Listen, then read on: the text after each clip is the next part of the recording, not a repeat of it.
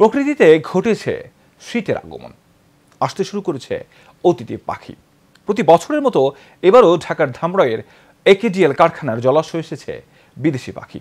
ফলে সেখানে ভিড় বেড়েছে প্রকৃতিপ্রেমীদের। অতিথি পাখি নিরাপত্তা নিশ্চিত করতে ব্যবস্থা নিয়েছে কারখানা কর্তৃপক্ষ। উপজেলা নির্বাহী অফিসার জানিয়েছেন, এসব পাখি শিকারের অভিযোগ পেলে কঠোর ব্যবস্থা নেওয়া হবে। মনোয়ার হোসেন রুবেলের তথ্যচিত্রে জানাচ্ছেন সঞ্জিদা হক।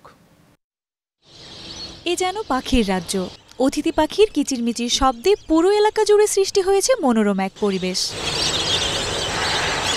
ঢাকার ধামরাই উপজেলার গাঙ্গুটিয়া ইউনিয়নের ললিতনগর বাথুলি এলাকায় AKH Knitting and Dyeing Limited কারখানার জলাশয় এখন অতিথি পাখিদের অভয়ারণ্য। দর্শনার্থী সহ কারখানার শ্রমিকরা জানান, প্রতিদিন সকাল থেকে সন্ধ্যা পর্যন্ত হাজারো অতিথি পাখির কিচিরমিচির শব্দে মুগ্ধ তারা। যখন এই পাখিদের কলরব শুনি, আসলে অত্যন্ত আমরা চমৎকার এবং মনোমুগ্ধকর একটা পরিবেশের সৃষ্টি এখানে হয়। আমরা অত্যন্ত আনন্দিত। অতিথি পাখিগুলো যেগুলো আছে এগুলো দেখাশোনা আমি করি সকাল থেকে সন্ধ্যা পর্যন্ত, কেউ যেন ডিস্টার্ব না করে। এই প্রজেক্টের এই অতিথি পাখিগুলো আরেকটা সৌন্দর্যের প্রতীক।